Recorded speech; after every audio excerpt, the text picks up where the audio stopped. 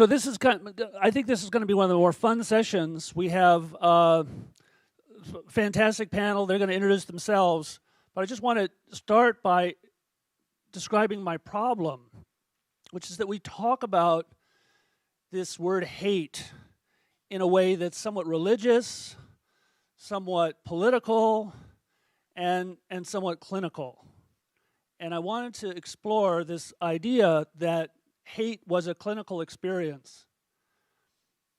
And so my friend Joanne and I were having a cup of coffee. I said, well, what do you think about this? And she says, that's bullshit.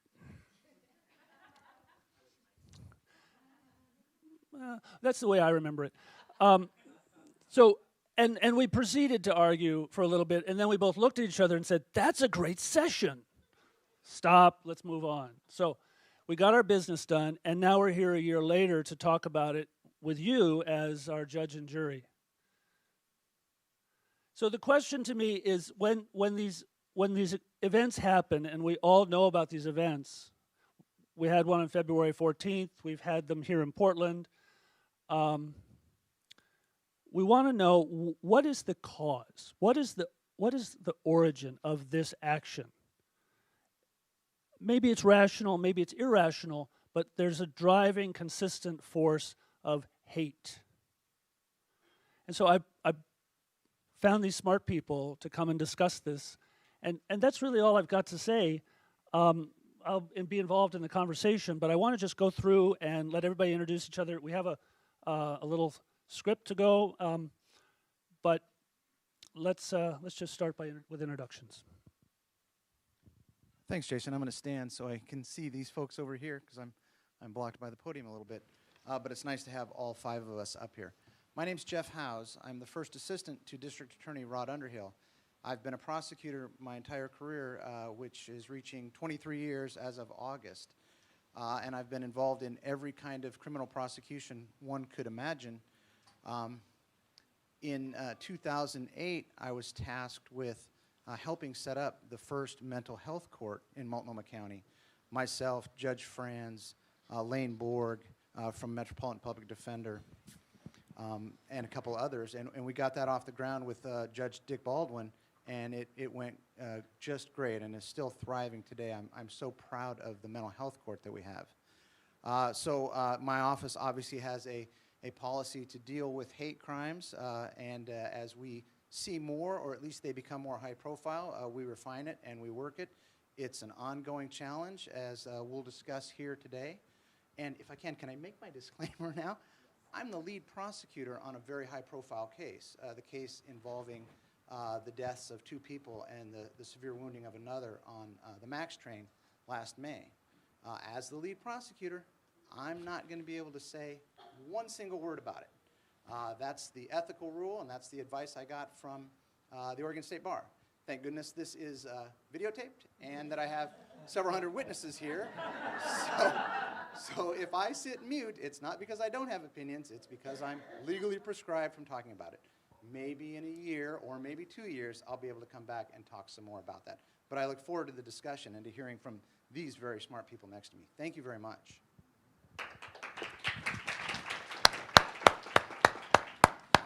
My name is Dr. Cynthia Fowler, and I am a psychiatrist in the community. I have a private practice up in Northeast Portland. I'm here today because Jason asked that I come and talk a little bit from the medical perspective and the psychiatric perspective about the topic we're going to discuss. Hi, my name is Mark Schorr. I'm a licensed professional counselor and certified addictions counselor. I worked for Cascadia. Well, before I worked for Cascadia Behavioral Health Care for many years, I was a reporter and covered a lot of crime and mental health and just all kinds of things related to that. Then I got my degree in counseling psychology and worked for Cascadia Behavioral Health Care for about 15, 16 years. Then I worked for a place called Portland DBT for about 8 or 9 years, and that's we're focused on personality disorder, impulsivity, self-destructive behaviors, things like that. And for the past close to 3 years, I've been working with 3 psychiatrists, a couple of nurse practitioners, and a few other clinicians at a place called Pacific Premier Group, where the lead doc is allowed to prescribe Suboxone, which is kind of an alternative to methadone, so a lot of dual diagnosis. My main work has been with trauma, depression, anxiety, and co-occurring addictions.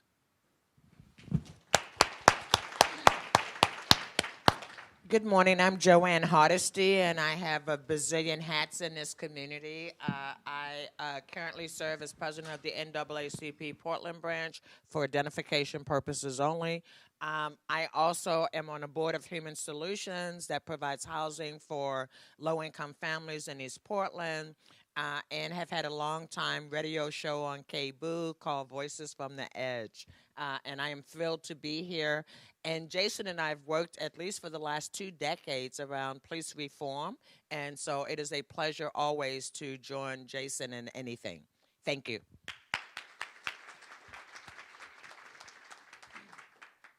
I'm Rabbi Ariel Stone. I was ordained about 27 years ago and have worked in Jerusalem, in Ukraine, in the Northeast, the Southeast, and then in Portland, Oregon, where I have been, with some interruptions, since 1996, privileged to serve the Jewish community in a variety of ways. At the present time, the rabbi of congregation Shir Tikvah, which is the only Jewish congregation on the east side. It's a very interesting thing that river does in terms of separating us out.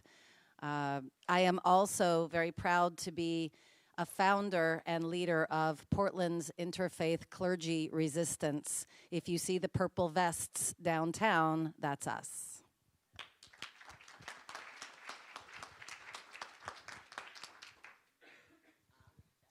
So, who would like to start? We want to talk about this issue of, do you have the plan? Oh, let's go. Who goes first? Joanne.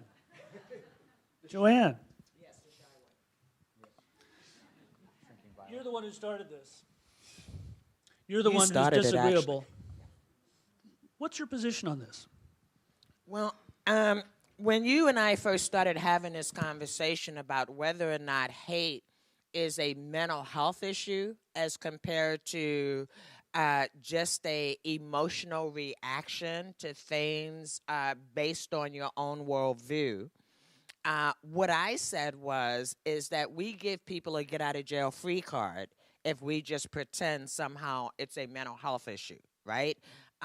Because the reality is hate is learned behavior, right? Nobody is born hating anybody. No one just wakes up one day and decides, I don't like green people, so I'm never talking to green people again, right? Hate is a learned behavior. Hate is a process. And so I believe that in some cases, it's kind of ironic when you see that we've had so many incidents since the general election in 2016 of outright in-your-face hate take place. And when we hear people debated about whether or not, well, maybe, this person was suffering from these mental health issues. In my view, what that does is negate their responsibility for the harm that they've caused. And so, yes, may there be mental health issues, there may very well be, but that is separate from the fact that they have acted in a way that was dangerous and harmful based on their belief that somebody else doesn't deserve to exist because of what they look like, where they were born, who they love, right? And so for me, it is I get a little crazed when in some situations folks try to justify hateful behavior and say, well, they were sick. They just didn't know what they were doing. I don't believe that should ever be an excuse for being a racist, for being homophobic, for being xenophobic, just for spouting hate. And what I am fearful of is, especially since the November 2016 election, We see this play out every single day in the city of Portland. So you don't even have to go outside of Portland's borders to see what happens. I mean, even for myself personally, as a old black woman, and I say that kindly, 60-year-old black woman, I have never in my life, up until after the November 2016 election, been fearful of walking anywhere in the city of Portland. I find myself today, when vehicles pull up close to me, tensing up, looking for my escape route, right? Not something I ever thought about. And I'm a child of the civil rights movement, right? But what I know is that it's coming from so many different places today. This hate, this hateful language, this hateful disregard for people because they exist.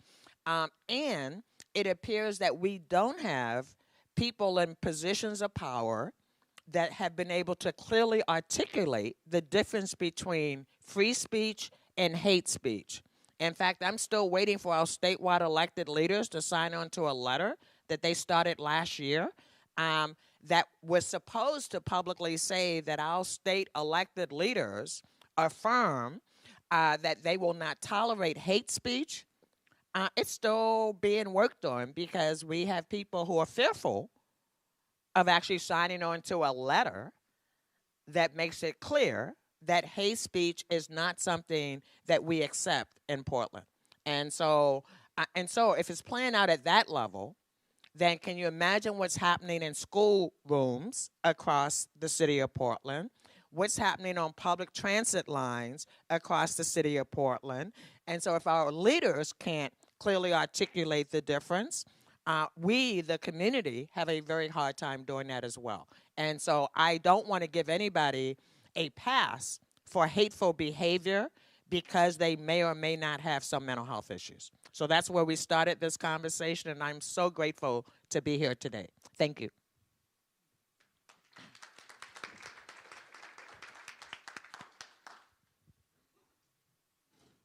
I agree. I certainly agree with the part about being a learned behavior. I think the only, if you look at the DSM, which is the Diagnostic and Statistical Manual of Mental Disorders, which is sort of the Bible for mental health clinicians, there is no such thing as hate as a diagnosis. One of the, of course, that's not an infallible document because, for example, at one time, homosexuality was considered a disease, alcoholism was not, and only combat veterans could get PTSD. So it definitely has evolved over time. I think the idea of it being a learned behavior and how it manifests, Darwin talked about hate, and he referred to it as a very strong dislike. And it's interesting, when something becomes hate, and certainly when people act on it, that's when it really, it's a problematic behavior. I mean, if I say I hate asparagus, there's nothing wrong with that. Some people may agree with me. If I then go try and burn down an asparagus farm, then clearly it's become a problematic behavior.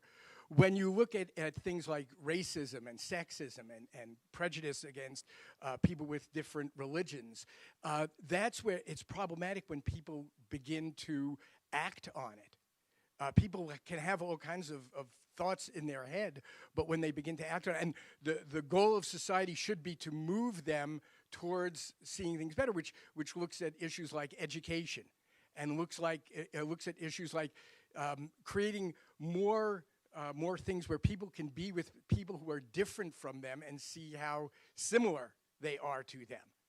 And that's a great equalizer in general. So just looking at this question of hate, looking at the behavior, where it starts to get fuzzy is if someone's hate is motivated by psychosis. Psychosis is where someone has a really different reality. So let's say I hate someone because I believe they've broken into my house, killed my dog, stolen my children, done this and done that. Then if we look at that hate and it's coming out of a different reality, that might be a mitigating factor. But if someone basically shares the same reality with other people, then hate is a learned behavior, and it's a learned behavior that cannot and should not be acted on. So that's my. Mark, the question Joanne's bringing is about responsibility. Where does that begin and end in that continuum for you? It's really difficult, and I think some of it gets into the legal question. I mean, if you look like Jeffrey Dahmer was a cannibal, necrophiliac murderer, but he was technically sane. So, you know, he was like a hateful, doing all kinds of very hateful things. So finding out, is someone really responsible for their actions, assuming that they share the same reality with other people, I would say yes. But that's where, and this also gets into the whole tricky question of with gun laws and the idea that mental health clinicians are going to stem the tide of gun violence by doing accurate assessments on people. That's wonderful, but I can tell you, as someone who's been in the field for a long time, sometimes I'm not told the truth, which you may be shocked to hear. Or sometimes someone is, you know, at one point they're quite rational and coherent and responsible, and then the next day they're not. I mean, a lot of people get forced into court, forced to take medications, are stable, and then they're dumped out on the street, and there's no resources for them to access, and then they stop taking their medications, and then they wind up recycling back through the system, and they do have a very different reality, a very scary reality. When someone, for example, has paranoid schizophrenia, it's a very scary world. Imagine the scariest dream you've ever had of persecution, and then living that dream. And yeah, you would be tempted to lash out at people. So it really, it's difficult to say at what point does someone sort of lose responsibility for their actions. But for me, if there's really no evidence of psychosis, then they're responsible for their actions.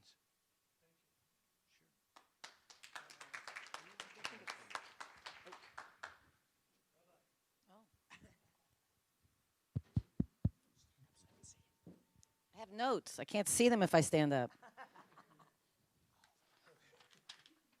It's a bitch getting old. That's true. לב בני האדם מלא רע והוללות בלבכם בחייכם ואחריו על המתים. Ecclesiastes 9:3. The human heart is full of evil and madness in life, and then you die. In Jewish experience, evil takes several forms. When those who do good live no better than those who do not, that is considered to be evil. In Kohelet's world, Ecclesiastes. Another form of evil is Hamas, the human behavior which caused the flood. There's another variety of evil, and Jews know it well. It takes the form of crusades, pogroms, blood libels, inquisitions, massacres, and genocide. Judaism does not identify a human being's state of being with her behavior, i.e., no human being is evil, but a human behavior can be evil. Jewish theology and Jewish law both explore the differentiation of malicious evil and what we would call evil affected by mental illness, what's called kavanah, or intention, and must be established. I quote a former Supreme Court judge of the state of Israel here. No person is criminally responsible for any act unless he did that act willfully. Willfulness is excluded by duress, a concept much wider in Jewish than in other systems of law. For the purpose of penal law, it can be roughly divided into 5 categories of duress: coercion, threats of death, including governmental decrees threatening criminal prosecution, torture, force majeure, including sickness and other happenings beyond one's control, and 5, mistakes of fact and unconsciousness. Among those specifically excluded by the category of duress are those found to be mentally ill. In one law code, the mentally ill are described as those who go around alone at night, stay overnight in cemeteries, tear their clothes, and lose everything they are given. It is irrelevant whether any causal connection can be established between the disease and the offense. Once insanity is shown, criminal responsibility is excluded. The Jewish approach, then, would be that while evil can be defined and insanity can be defined, the acts of the insane cannot be defined as evil in a way that would make them liable for criminal punishment. Hatred, sin'ah in Hebrew, is defined in Jewish tradition as overt or covert ill will. It is understood as a mental disposition. The great teacher Hillel in ancient days taught that the entire essence of God's will, as the Jewish people understand it and codified in Jewish law, is that you shall not do to another person that which is hateful to you. Jewish law commands that you must not hate another in your heart, but it's also written that a person's immoral acts can sever the relationship. In the case of a hopelessly wicked person, Jewish tradition states that one is obligated to hate that person and to avoid contact. So I think that's like the asparagus. The most vicious form of hatred is sinat chinam, baseless hatred. Hatred for no reason is considered so destructive that Jewish law considers it equal to murder. Yes, evil exists. Jewish tradition offers a few insights onto the reality of evil. Yetzer lev ha'adam ra minerav from Genesis chapter 8. So it starts early. Human nature naturally includes evil. The knowledge of good and evil and the difference between them is essential to human agency. After you eat of the tree of the knowledge of good and evil, your eyes shall be opened and you shall be as gods, knowing the difference between good and evil.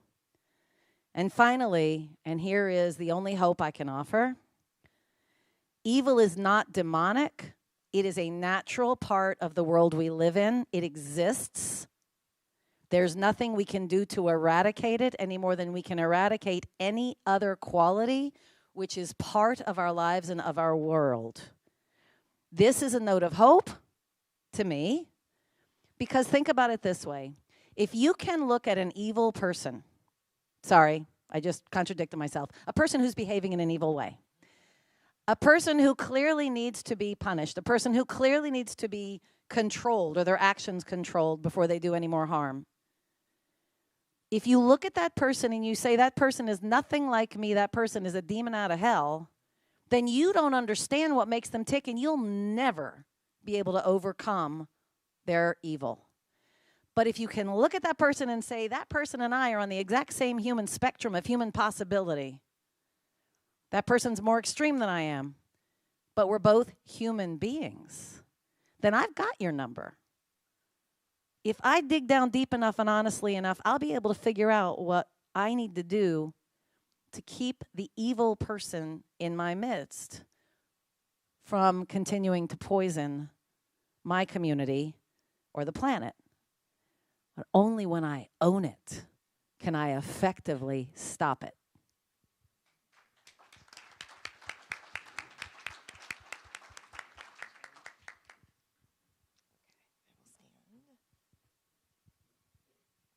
Well, when Jason asked me to talk about this from a medical perspective, I had to think a lot about this, and I did a lot of research. And, you know, there's not a lot of research that specifically shows anything biological or physiological or markers or anything regarding hate. There just wasn't much out there, although people were definitely talking about it. I do know that when they went to revise the latest DSM, Number 5, that there were people who were pushing for extreme racism to be listed as a disorder. And the American Psychiatric Association resisted this simply around the issue of responsibility. And they're concerned that this might make it so that people, it minimizes personal responsibility and says that, oh, these certain people who are extremely racist, they engage in hate, they engage in violence, there's something wrong with their brain and they're sick.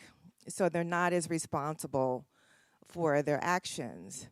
But there would be no real biological basis for this hate. I do believe that hate is learned and that it is cultural, and we have to remember where we live. You know, if we're talking specifically about the U.S., the U.S. has a long history of hate and a long history of violence because of hate. I've been doing a lot of reading as a part of preparing to do anti-racism trainings, and it's shocking. If you go back and you look at history and you look at the lynchings that have occurred and the violence that has been, perpetuated, thousands of people going out and attacking parts of town with people of color or people of different, particularly people of color, particularly black people, and attacking them.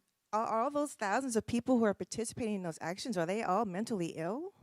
It's highly unlikely that that's the case. It's very likely that this is a mob sort of building, and also that there's a fundamental belief within this society that not only are certain people hated, but that there's an indifference to certain people, a sense that other people, certain groups, their feelings don't matter. What happens to them doesn't matter. They don't matter as much as a dominant society and the dominant culture. In addition, there's there's a lack of empathy and a devaluation of certain people, and I think those are also highly connected to hate. And whether someone acts in a racist way, an extreme racist way, I think is related to the culture in which they live. If you have, say, in the 1920s, it was perfectly acceptable for everyone from the president on down to very directly be overtly racist, and so it makes sense that people would have this idea that certain groups are demonized and that would be accepted throughout society. But now it's much more underground, so I think we see it as being somehow unusual and abnormal. We kind of respond to it sometimes as if, oh my God, why is this happening? But we have to look at our history and see that this is not new. And this has happened in other countries. People have been isolated and marginalized for any number of reasons. And I believe that if it really is the culture of the society, that it's a very small step towards violence, and that there's a very thin line between those who hate and who are indifferent and those who actually act on that hate. And it's possible that someone who commits a hate crime may be mentally ill. That's possible. And that if they were in another place and they would find something else they would do that would be violent, they'd have another reason to act out violently. But I think when you have a culture of violence and a culture of hate and marginalization and racism, I think you're going to have these people who are just going to be extreme. Most of it, people will be in the middle, and then you're going to have people who are outliers, and I think that's just to be expected. And it shouldn't be surprising. And until we can change the fundamental structure of our society in terms of racism and othering and marginalizing people for whatever reason, I think we're going to continue to see these crimes. And I think the sort of noticing this increase, after the election of 45, I think it's sort of, that shows that it is something psychological, and that there was this sort of implicit kind of permission, like this is somehow more acceptable now, so we can act out a little bit more. And this is okay, and we're not going to be condemned maybe if we do this, so we can act on our fantasies and our thoughts because we've been given permission to do so. So I think it's definitely more psychological, and I think that people, unless they are, I would agree with Mark, unless they are really overtly psychotic and delusional, are responsible for their violent acts.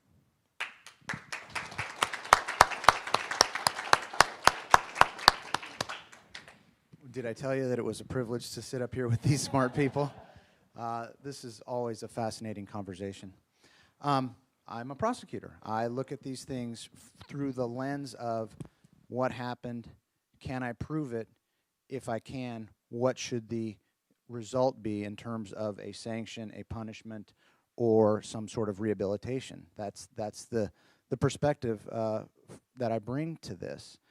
We have seen, I believe, if not an increase in the number of hate crimes, and I use that term a little bit loosely, and I'll get into that in a minute. We've seen an increase in the reporting of them to law enforcement and to my office. We've seen an increase in the reporting of them in the media. And to me, as hard as it is to hear those things, that's actually a good thing, because I've long believed throughout my career that most hate crimes go unreported, and that is not a good thing.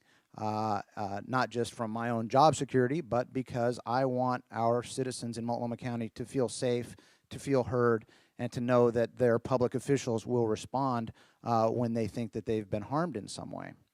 I want to talk about responsibility because that's a key issue whenever a case comes into my office. Can I prove it? And when we talk about responsibility, first off, is a person just not responsible for their actions? If a crime has been committed, we're going to look at that in terms of whether or not that person is guilty except for insanity. We still use that old terminology, and we still use old definitions for that. But to be sort of guilty except for insanity, a person has to meet one of two tests. Either they couldn't appreciate the criminality of their conduct, or they couldn't conform their actions to the law. Now, that's a narrow little band of people that come through the criminal justice system. And quite frankly, in my experience and my review of recent cases, we're not seeing people that perpetrate hate crimes availing themselves of that avenue of resolution of their case, guilty except for insanity. It's so narrow, it's so tight that it would be most perpetrators of hate crimes would be hard-pressed to find a learned psychologist that would support that type of claim. What I see more, and what Cynthia was just talking about was, and we talked about this in preparation for this, is I see this more as sort of a Venn diagram. You've got some folks that are mentally ill. You've got some folks that are horribly racist, that they learned their hateful behavior somewhere along the line. And sometimes when those two things overlap in the middle there, that's when we see the majority, I think, of the perpetrators of hate crimes. Interestingly, in doing my research to discuss this with you folks, I found that there's a void. There's not a lot of research, at least that has been published yet, that can inform me as a prosecutor, that can inform law enforcement officials about why hate crimes are occurring and what to do once you've established that a hate crime has occurred. The best document I found actually came out of the UK. It's a document entitled Causes and Motivations of Hate Crime by the UK Equality and Civil Rights Commission from 2016. It does a wonderful job of laying out sort of causes and effects of hate crimes, and it's available online, and I encourage folks to read it if they want to get a criminal law perspective on hate crimes.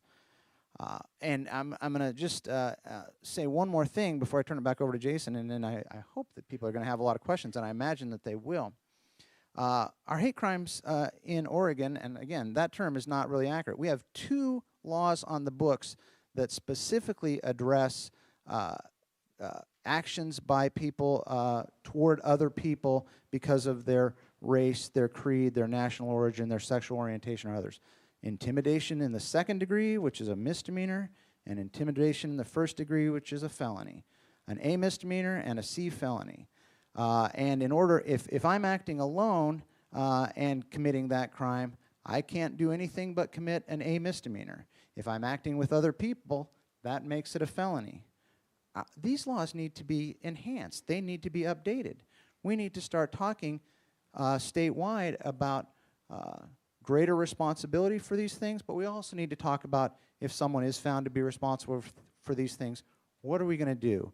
We're moving in the criminal justice system away from a strict crime and punishment model, and that's a good thing.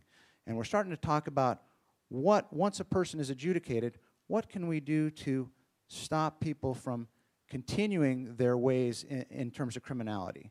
But I'm yet to see something that addresses what we can do to stop someone full of hate from continuing to hate. That's another conversation we need to have. Thank you.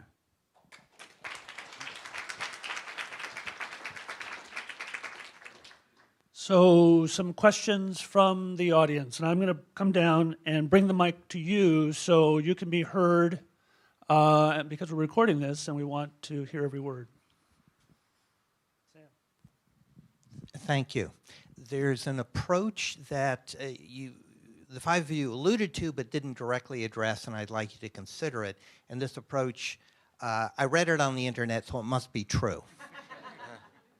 The approach is that hate is a secondary emotion, and that the primary emotion is disenfranchisement. Emotional, cultural, political, medical. And that the approach to treating hate is to go to the origin, not treating ignorance with education, but treating being ignored with listening. Does this approach have much credibility?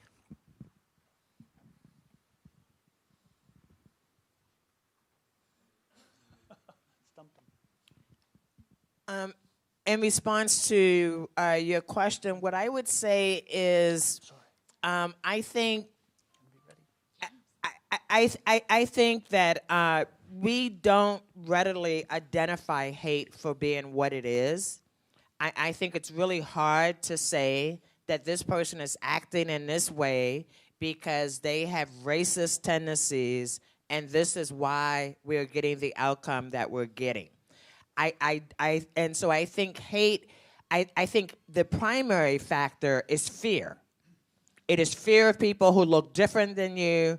It is fear that these people are getting something that you aren't getting. It is fear that they're ahead of you in line and they shouldn't be. I think fear is the overall emotion that drives racial hatred and racially discriminatory actions and activities, right? And I think that we do a very poor job as a society of calling out the fear. Right? I think if we addressed the fear more directly, we would have less festering hatred happening in our community. And so I would love to be able to figure out, how do we just call out fear where we hear it, where we see it, and actually address that so that we're not leading to that fear festering into hateful actions and activities. I would add, I think the disenfranchisement can feed into the fear, that the scariness of it. There's a guy named Paul Ekman who's done a lot of studying of emotions, and one an emotion that people don't often think of as a primary emotion is disgust. And he refers to disgust as the emotion of genocide, in that disgust has an evolutionary benefit of kind of expelling a poison.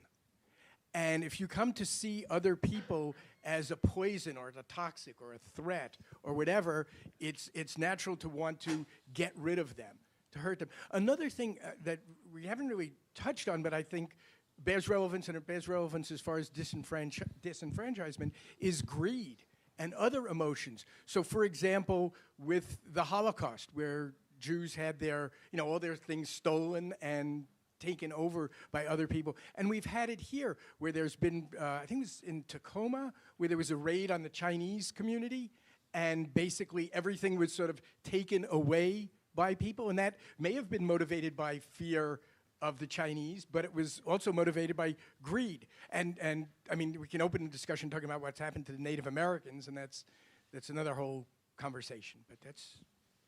Question in the rear. Hi, my name's Dawn, and first I just want to say thank you so much for your guys' openness to this conversation and everything that you're contributing. And my question is kind of piggybacking off of this first one, and it's about kind of the trajectory of hate and where we think it's headed in this country. And the perspective that I bring on this is that if hatred is this learned behavior, do we also think empathy is a learned behavior that can help counteract that? And where I see there's a tension is that we're constantly in our phones, and we have algorithms on Google and Facebook that makes sure that we don't interact with people that think differently than us. And so empathy is kind of, if it's a learned thing that needs to be nurtured, and our society is not nurturing that piece of it, I really get worried about the trajectory of where we're headed. So I'm happy to. One of the aspects of the problem that I've been intrigued by in terms of what's happening in the United States is that I think it has some connection to the slower and slower rate of maturation that we are willing to accept in our society of the average individual. Because it takes a grown-up to recognize that the person next to you is not a projection of you, but has their own actual lived experience that you might actually need to respect and make room for. So the fact that we are disconnected from each other gives us so few opportunities to have that mature behavior modeled for us. Community, real, deep community is what is at risk. A guy named Robert Putnam wrote a book years ago called Bowling Alone. He was looking around for the title of his next research, or looking around for a topic, and realized more and more people were going bowling and less were joining bowling leagues. There are 3 forms of social capital that he developed in his thesis. There's the light level, where we all get together because we have one thing in common, like we want to pass a bond issue, or we're gathering around a candidate or something. And you become very close with these people, and you share meals and frustration and deadlines. And then after the thing's over, nobody ever sees each other again, because you don't really have anything holding you together. The second level is the PTA or your long-running book group or whatever it is that's actually gone on for years in your life. But how free do we feel to turn to that level of connection when we're in crisis? As a rabbi, it makes me completely nuts when someone in my congregation is dying of a brain tumor and the family is so private and so insular and so not wanting to bother. No, really, we can do this ourselves. What gave them the idea that that was a good idea? The deepest level of community, the only one that will save us, is the level where I can turn to you when I am in pain and I need to lean on you and be vulnerable with you, and I can trust you.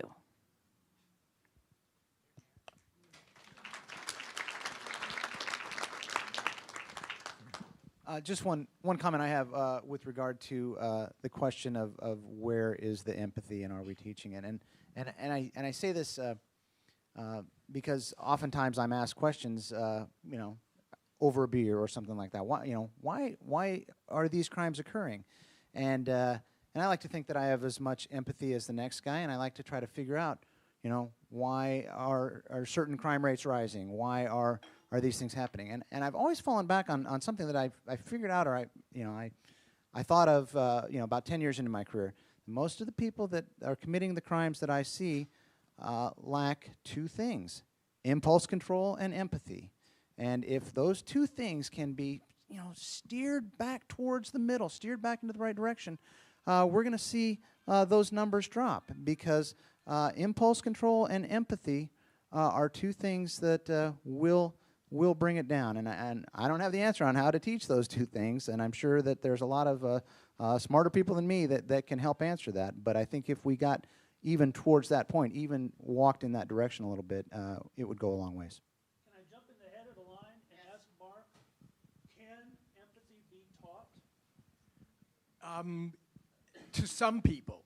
So, for example, the idea of lack of empathy and strong impulsivity very often goes with personality disorders. And in those cases, it is very difficult for most of the personality. For example, like antisocial personality disorder. Basically, the most effective thing is getting people to see it's in their own self-interest to not commit a crime. But there has... John Kelly's strategy. No comment. But it really, it is very difficult. I mean, one of the things, for example, Piaget, who's a very famous developmental psychologist, shows, and this relates to what the rabbi was saying, that at a certain age, kids can't see things from another person's perspective. And he has this basic experiment where you have an object here, and then you ask the person, could your mommy see that object? And the kid assumes yes, just because they can see it. At a certain point, they are able to put themselves into someone else's mind. But then enhancing that does require modeling of behavior from an early age of, oh, if you see someone hurt, you go over to help them as opposed to you laugh. Or you, if someone falls, drops $1 on the floor, do you return it to them, or do you tuck it into your pocket, or do you ignore it completely? I'll make a quick comment on that as well. And I think probably to a certain extent you can teach empathy, but I think the exposure that people often segregate in groups of people that they know and who are similar to themselves, and so that fuels the fear, is that there somehow has to be a way for people to really be exposed to unfamiliar cultures and unfamiliar people. And I think if they can make those connections just on a basic level, they could probably have much more empathy and a lot more fear. And I think part of that is where our society is structured. Segregation is more the norm than it is, the exception. So as long as we're segregated into our own communities, a lot of people don't have contact with anyone day to day who's different than themselves. And I think we have that issue of schools, that's issue of where we live in our neighborhoods and how we plan our communities. Question here. Oh. Let's get another question, if it's all right. We got a lot of people who want to ask questions. So I think it feels good to talk about people who are racist or hateful as those other people. I don't think we spend a lot of time talking about ourselves as racist or hateful people. And I hazard a guess that if I were to ask anyone in this room if they were racist or hateful, that there wouldn't be any hands quickly shot up. I think it's easy to talk about empathy when we are saying that they need to empathize with us. I think it's a lot harder to say that we need to empathize with them, that maybe they haven't been as marginalized as some other people, as the people they're attacking, but they feel marginalized. And I guess my concern, and I'm just wondering what your thoughts are, is when we get into groups like this with really smart people and we spend the entire time talking about what they need to change, it feels like what we really should be doing, or at least doing more of, is talking about how we need to change. We need to be the bigger person, to understand that, yes, some of their beliefs are that they want to eliminate a certain type of person. They want to do awful things, but they're not as different from us as we would like to think. They have fears that maybe we can address. Maybe it just takes someone from our side to give them the benefit of the doubt. There's countless stories of people who were racists or KKK members or something, and they were just let into someone else's home in their lives. And after a few years, they said, I don't really identify with that anymore. I'm just wondering, what can we do to be part of the solution that isn't just throwing labels out or plans for the other side?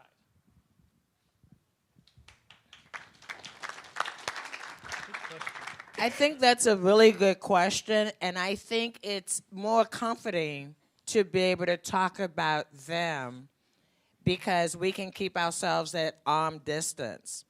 But let me ask you this question. So we live in a city with a 6% African-American population, yet 44% of the gang stops every year are of African-American people. And if you believe the police, and gang activity happens between 12 and 24 years old. If you do the math, how many times do you think every 12 to 24-year-old African-American child is stopped, searched, and questioned on an annual basis in the city of Portland? Right? You don't even have to tell me what the number is, but you would imagine that we've stopped every one at least a few times, right? And so my question is, why aren't you challenging that data? Why do you just see that data and go, oh, how sad that African Americans are 44% of the gang stops, right? Racism grabs hold because good people accept data that makes no sense.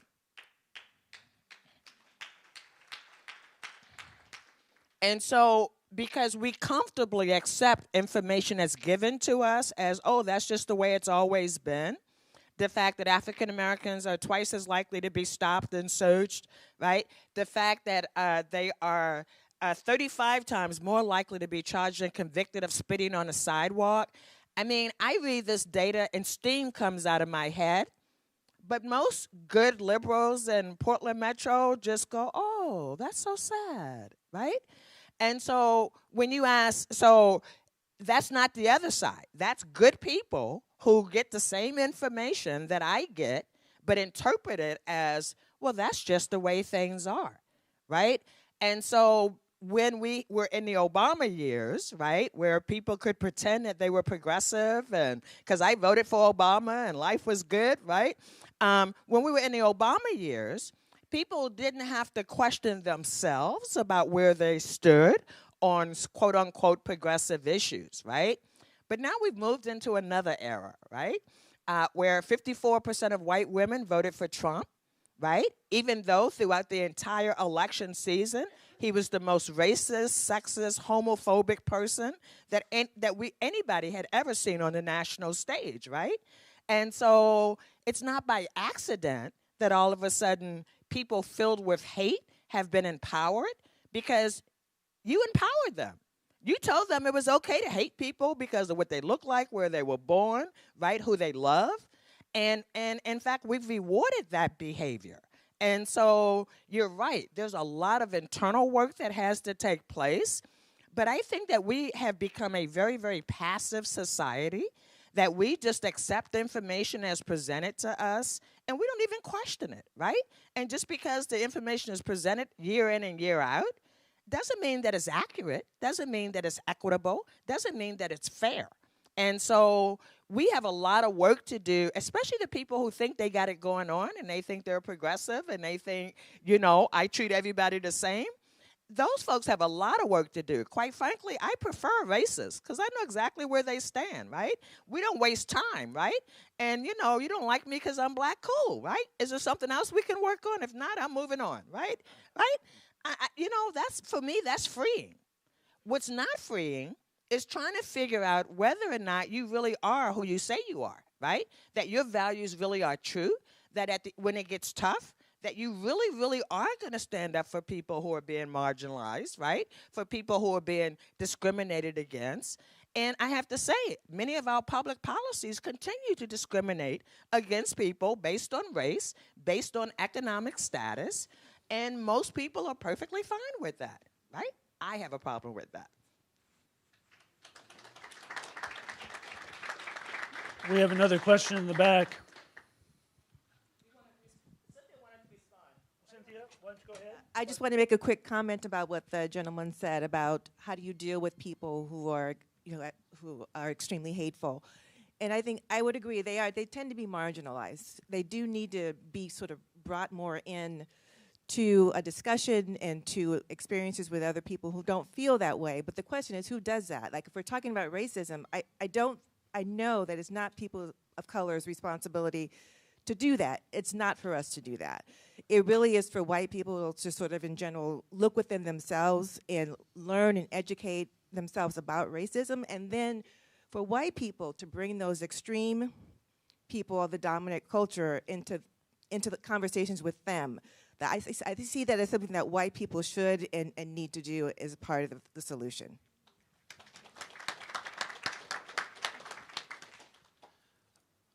Thank you all for your time today. I was just, in part of this conversation, I was really grateful to hear the perspective of evil as and kind of an inherent in our system, that this is something that we live in as a natural kind of course of order. And I was wondering if there was any sort of a perspective you could offer on the role of restorative justice approaches to these kinds of things. I feel like we live in a time or in a culture where frequently we move to other people by saying, oh, this is the villain in this, so let's just villainize that person, rather than trying to find approaches that are more restorative. So in terms of this question, just if you have an answer, and thank you. In the ancient world, there were no jails. Did you ever stop to think about where we came up with the idea that jail is an appropriate punishment? It's crazy, right? So in a nomadic society, you can't have jail because we're moving. I mean, what are you going to do, make a jail tent? So restorative justice is actually a much more ancient concept. In Jewish law, what you do depends on how much restoration. Very often, if the thing can be recovered, you just have to pay back another fifth or 2/5. If there's been damage to the object, then there's even more restoration, because the idea is that if you have to pay, I don't know, interest, you have to pay extra in kind or in currency, whatever you've got, then that in itself becomes a deterrent. But it's a useful deterrent. We need everybody to be working to save the planet. We can't afford to keep all these people behind bars. Right? That's not doing anybody any good. In Jewish tradition, there's a mystical aspect that I particularly love because it's subversive and it pushes the envelope. And Jewish mysticism teaches that evil exists in the world because of harsh and excessive judgment.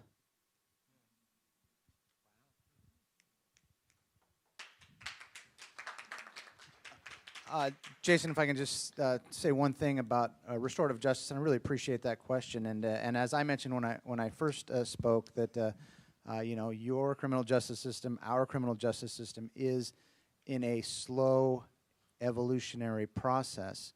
And I'm thinking about what we're doing right now is we're nibbling around the edges of restorative justice, and we have some little pockets where people can sit down with their offender, and people can, at least come to an understanding of each other, the victimized and the offender. And my hope, and I know my boss's hope, is that we continue down that path. And I'm part of a group of prosecutors nationwide that is funded by the MacArthur Foundation, and Multnomah County is a participant in the MacArthur Foundation's Safety and Justice Challenge. And one thing that I learned about in December was what they're doing in Tucson, Arizona. And who would have thought that Tucson, Arizona is a hotbed of sort of progressive criminal justice reform? I didn't know until I got down there. But it's a very simple concept. It's a community restoration board. It's people that get together in neighborhoods and talk about low-level crimes. And we've tried things like that here. But they've taken it a step further, and they've made it the norm down there. And they spoke about it with such pride. But what that took was not just the police chief, the district attorney, the mayor, the county chair. That takes people at the very grassroots level to say, I do want to get involved in restorative justice efforts. And that takes people like us and people that aren't in this room to do that. So thank you for that question, and I'm encouraged even by the question. Thank you. I also want to join and admire the panel for taking on this difficult conversation and facilitating it. You're doing a way better job than I expected. I wanted to follow up on something Rabbi Stone said a minute ago, and we talked about empathy, but it seems to me that hatred emerges when there's a void of compassion. And I wonder if you could talk a little bit about that. So there's a view of the world which suggests that each one of us is a microcosm of the greater reality around us, and that the greater reality around us replicates itself in ways that are like fractal, that everything is an echo of everything else. And at the heart of everything is a balance, North Pole to South Pole, whatever you want to call it, in which both sides are necessary and equal in order to achieve a balance. This is something you can express in physics and in chemistry and in human life. It seems to be a truth that echoes on many levels. So there is, as I said before, there is evil and good in the world from forever. We don't know why, but one of the things we have to do when we grow up is put down the why and start saying, well, how am I going to deal with it? Okay, why is just sort of mental masturbation at some point. You got to just put it down and deal. Okay, there is. So let's deal. What's the smart way? What's the way with integrity? What's the way that's that brings together all aspects of our lives and the balance we need to achieve? One half of that balance is named compassion. No, wait, sorry. Bang. One half of that balance is named mercy. Love, mercy, the overflowing of I love, and the power of that love. The other side of that balance is called judgment, restraint, withholding. In a healthy system, you have an overflowing and you have limits. Everybody knows that you need boundaries that are healthy if you're going to survive and be in relationship. But we know that too much or too little is a problem, so you have to work on your boundaries. And on the other side of that, if you are an overflowing font of love and mercy and giving and everywhere you go, it becomes like that Monty Python skit where the kid is trying to help the little old lady across the street, but she doesn't want to go. All right? You have to pay attention to how the mercy is needed so that you don't drown everybody. In the middle of that, in the balance of that, and here's why I love Jewish mysticism, the balance of the middle of that is not a neutrality. The balance, the necessary balance between judgment and mercy, between restraint and overflowing, between boundaries and absolutely endless love, the middle of that system where the wisdom is found is compassion. Compassion has to be a blend of careful judgment and mercy and love. It is the hardest quality of all of them because you have to use both your brains and your heart.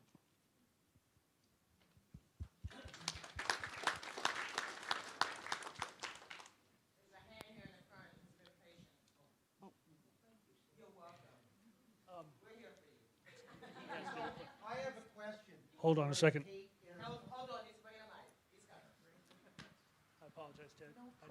No problem. I have a concern regarding hate in our public school systems, the democratic values that we are supposed to be learning. In recent years, we see lack of funding. We see a bifurcation between public and private schools, and now private schools and more homeschoolings. We're not getting that integrated approach where students and families are all relating to one another and growing up with one another according to a core system of shared values, democratic values. Is that a possible reason why we see more hate? Instead of a melting pot, we've become melting pots, all siloed. I think there's an illusion that we were a melting pot. We've never been a melting pot, right? I think we spend a lot of time trying to describe how we value the diversity that's within our communities. Today, the biggest challenge with schools is whether or not a young person can spend an entire school year in the same school.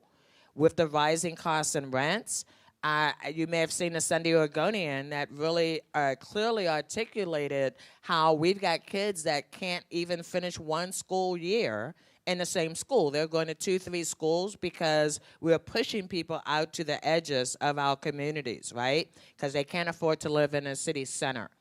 I think that we have always lived isolated lives. I don't think that we've ever, as a country, been as inclusive as we pretend we've been, right? We talk a very good game. Even today, equity is the big buzzword. Equity means absolutely nothing, right? The word itself means nothing. All it is replacing affirmative action, equity, inclusion. I mean, every 10 years we have a new buzzword. But for me, I look at outcomes, and to live in a progressive society where the outcomes haven't changed in communities of color for over 30 years of quote-unquote progressive leadership, tells me we still don't get it. And what we don't get is that we have built-in inequities in our system. So whether it's the education system, whether it's the healthcare system, whether it's the home ownership system, you look across the board at all the social determinants of health, and unfortunately, the data hasn't changed much in 30 years, right? What we know is Native Americans are still at the very bottom of every social determinant of health. African Americans are right on top of them, and Latinos are right on top of them, right? I think that we have to get more comfortable with being uncomfortable with the reality of who we are. Because if we never address who we really are, not who we want to be, not who we think we are, but who we really are, then we will never get to the real solutions. And the reality is that Oregon was built as a white supremacist state. It built into its systems white supremacy principles, and most of those principles still play out in every government institution today. Now, we don't have Klan members, self-identified Klan members leading anything today, but their systems that they put in place are still, white Oregonians are still reaping the benefits of those systems. And so until we honestly and openly look at, across the board, all these systems and figure out, is this a remnant of our white supremacist past? And if it is, how do we fix it, right? And how do we really get to that quote-unquote beloved community where we really are valuing all the voices? I've lived here for almost 30 years, hasn't happened yet, but I'm hopeful that it might happen, right? It might happen when we start having real conversations where we move through the discomfort, because that's the only place that change happens. But I have found in the Pacific Northwest that we have this disease called politeitis, right? And we bend over backwards, making sure that we don't make people uncomfortable, which means, guess what? We don't ever really change anything fundamentally because people will be uncomfortable, and heaven forbid that.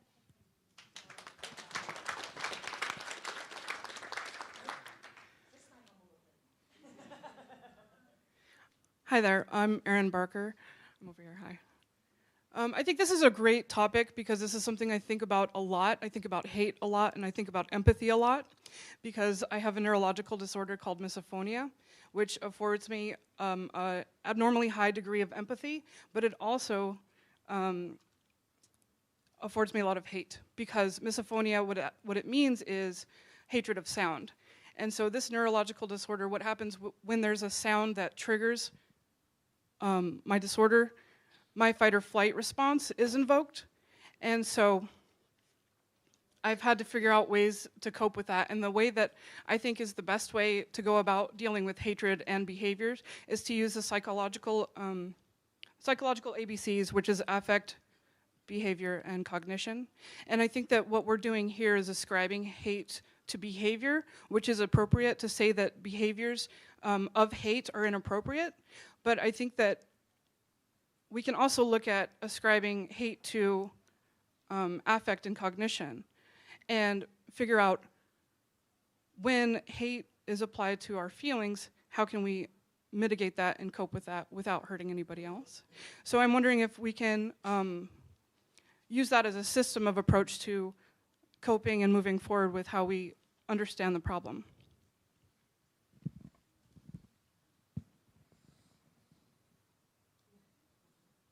Sure.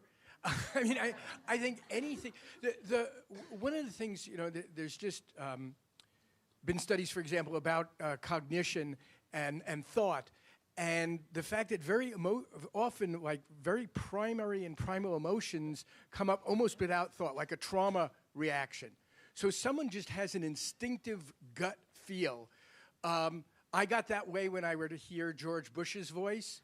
I got that way now when I hear it. It's just, he could be saying something I 100% agree with, but my fight or flight is firing. So it is really different. I think we have to really address it in every way possible. And cognitions are nice, but sometimes they're slower than emotions. That emotions really do come first. So working on that, and that goes back to, you know, what we've talked about, that it just has to start so early on what is being exposed to people who are different from you, and then having positive relationships modeled in interaction with those people is just part of that initial wiring that we get, that we don't see people necessarily as other. Because that really is, that's a big part of that learned behavior. There was a famous old experiment way back when they could do questionable ethical things, where this teacher divided up her class and taught people that, people who have blue eyes are cool, and people who have brown eyes are, they're those people. And by the end of the class, the kids were on board with that. And the kids with brown eyes were feeling inferior, and the kids with blue eyes were clearly superior. And, like the old song, you've got to be carefully taught. It's true.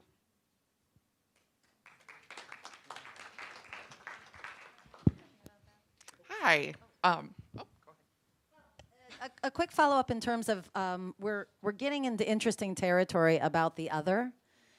And one of the things that's so difficult in our society, to me, is summed up by a marvelous cartoon that Gary Larson did years ago, where you may have seen it on a coffee cup. There's a sea of penguins, and one penguin is standing up and yelling, "I gotta be me," or maybe it was the Adidas commercial, which tried to convince us that if 200 million people buy the same sneaker, it will let you be a unique individual, right?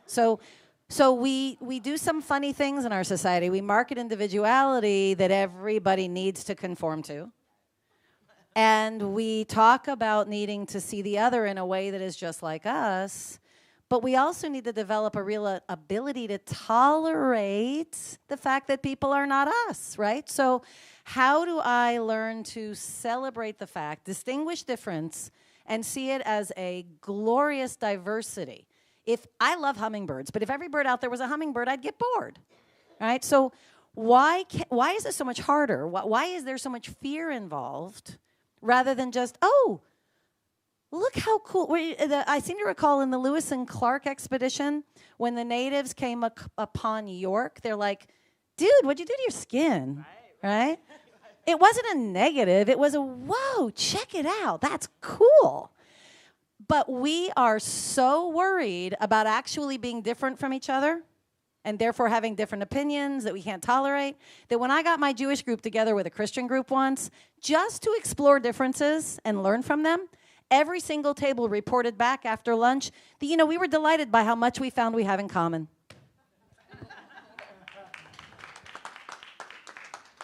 Hi, my name is Morgan. To kind of take off on that, I started working as the psychiatrist for the jails in Multnomah County about a year ago. And I think it's been very interesting for me as a person to talk with people and see, there's this one thing in life where if I had done it differently or they had done it differently, we could be in the other person's spot. But my question is, so my eyes have been open to all of these things that I never recognized were an issue growing up in a very small white town in Iowa. And I find myself very upset about them. So we talk about making noise and doing all of these things. Where do I go to do that? And how do we make the noise so that something actually happens? Because I can yell in my office about it all I want, but that's not fixing anything. What a great question, and thank you for the work you do. Way back in the day when I worked for Multnomah County, the best mental health treatment in the city of Portland was in the Multnomah County jails. I don't know if that is true today, but thank you for what you do. It's absolutely necessary. So how do you make noise? You join a group like the one that's putting on this conference today. Collective action is what changes a system. As an individual, I can feel the frustration because you're right. You can complain and complain and complain. I try to get myself invited to tables where decision makers are actually changing policy. When I can't do that, I organize advocacy groups to put pressure on the people that were at the table to make the changes that we want to see happen. But it is always important that you bring other people along, right? People who are observing, people who have graduated from your program. There's nothing like people giving their lived experience at legislative hearings and in front of the Multnomah County Commission board meetings and at the city council. It's important that those voices are heard. And I just want to say, I got to tell you, if you're looking for a quick response, nothing moves quick. And when you're trying to change public policy, or if you're trying to make it better, but consistent advocacy with people inside who are committed to the change, as well as people outside that are pushing the envelope, is the only thing that ever changes government institutions. So again, thank you for what you do. Know that you are not by yourself. There are lots of organizations that are working to make those changes happen, and I would just say you would be one of those experts that could come and provide expert testimony to one of those organizations or join one and help make it better.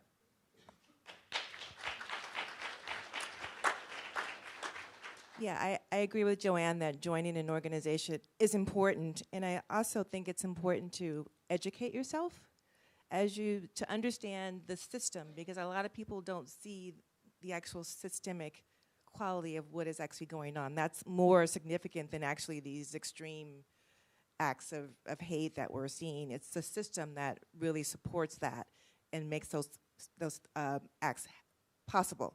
So you want to educate yourself, and also the people around you, to start talking to your family and your friends. These are hard conversations. My partner, who's white, his family has been 2.5 years, and he's been trying to have the discussion, and they're still pushing back, right? They won't talk about it. So it's a hard conversation to have, but if you can do that, you can educate yourself and bring other people along with you, join organizations, because we really need a mass of people. We need the majority of people to be on board, understanding what's happening in order to make these changes. It can't be a small group of people like it has largely been. We have one last question here. I'm sorry, I've struggled with how I wanted to word this for quite some time here. I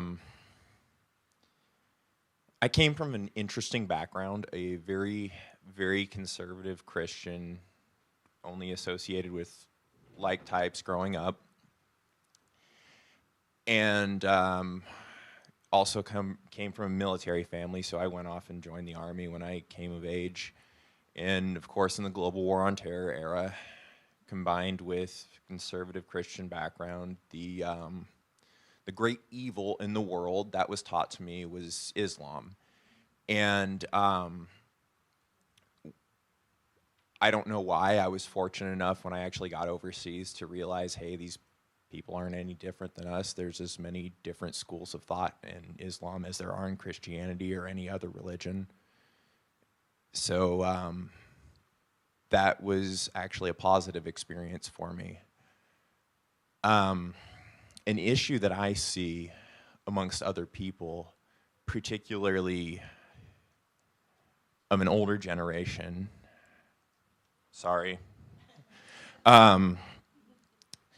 is the question of indoctrination. And it's this idea that by exposing young children to diversity, there's somehow brainwashing. And that's, I mean, I hear it from, I'll put it this way, people that I was exposed to in my past, that by exposing children to a more diverse environment, which I personally feel is helpful, it's something that can nip such extreme hatred in the bud. How do you respond to people like that?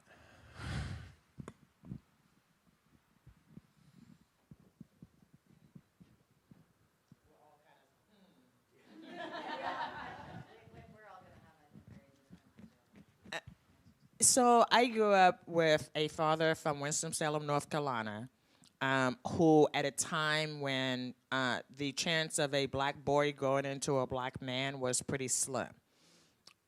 He was taught at an early age, you don't interact with white folks at all, right? If you have to work with them, fine, you work with them, and then you go home. My mom, on the other hand, born and raised in Baltimore, Maryland, was a very light complexion, and many of her sisters could pass for white. But my mom's philosophy was, you treat people the way you want to be treated. And all people are good, basically, by blah, blah, blah, right? So I grew up in a household where these very two extreme viewpoints were presented right smack dab in the middle of the civil rights movement, right? And so I was a kid that asked a lot of why questions. Well, why are they beating up people? Because they're trying to register to vote. Well, why are those people having dogs sicked on them? Because they're trying to get an education. My mom and dad's lived experience growing up were as different as night and day. But what they taught us as a household was that you treat people the way you want to be treated. I think the value of kindergartners and pre-kindergartners hanging out together is the most fabulous thing on the planet, right? Because kids at that age, they really, really, really, really don't see color, right? So when you get to be our age and you talk about, I'm colorblind, that's BS, right? But for kids, they know what real color blindness is, right? Because they will hug and love up on another child just because that child's there. I think that we teach kids how to see differences because they certainly aren't born seeing those differences. We, their parents, their influencers, their aunties, their uncles are the ones that are pointing out those differences. And so we start that separation process from a very young age. I think we should, we should just mandate that all 2-year-olds and under, right, are required to spend 8 hours a day together with each other, right? I don't know what the answer is, right, to create that beloved community. But what I know is the earlier you start, nobody can change that for you, right? Because you will know what you know. So if you start at a year old valuing people because of how cool they look, because they look different than you, they talk different, right? They dance different. If you start that at a young age, you're not going to lose that. Nobody's going to be able to tell you once you get in school, oh, well, don't talk to that person because, their hair looks weird, right? Because you've already built that up. Unfortunately, again, we're not living in communities that is as multiracial as they should be because we are, in fact, resegregating America in a way that is going to be damaging both short-term and long-term. So I'm pretty sure I didn't answer your question, but that's the best I could do. So point, counterpoint a little bit, I guess. I'm here to talk again about how healthy communities are important. So one person's indoctrination is another person's rich cultural community. Right? So who are you to tell me how to raise my child? Who are you to tell me not to pass on my values? Who are you to tell me not to bring my gun to church and wear a crown of bullets? That was really an amazing. Who are you to tell me that's not religion? Right? So how do we parse a society that values diverse expression to the extent that we don't know where relativity becomes actually a false god? Okay, so who am I to judge you? One person's treasure is another person's trash. All of those idioms that we have that basically say, leave me alone. We're all libertarians in the United States on that level, right? I have the right to do what I want in my space. I am the king or queen or whatever of my space. When we have no solid ground upon which we all can agree, then it's very difficult to know where healthy boundaries around a community, around a person, around a behavior have fallen over a line into something that's actually dangerous to them and to other living beings. Part of what's so difficult about this conversation is that here's a really difficult thing in my line of work. There's no such thing as a valid generalization. In Jewish law, it is written that any judge that decides a case based solely on precedent has abdicated their responsibility because every single situation is new. Every single situation has to carry as much regard for the context as for the precedent. You can never make a true generalization, including that one. Right? So some people believe, philosophers believe, that the root problem that we are facing in the modern era is that we don't have a God that we all salute. Some of us worship capitalism, some of us worship socialism, some of us worship whatever, but ever since the Reformation, we don't have a single ground of meaning. Philosophers have bent themselves into pretzels trying to come up with a ground of ethics that isn't relative. And no one's done it yet, at least not, and kept me awake. If you think about it, the only good grounding for us all to agree on is that somebody that no one can reproach said so. And we don't live in that world. We need to close. I'm sorry, there's lunch going on. Buffet lunch, everybody. I don't want you to be at the end of the line. Thank you. Let's thank these folks. 5 of the smartest people in Portland.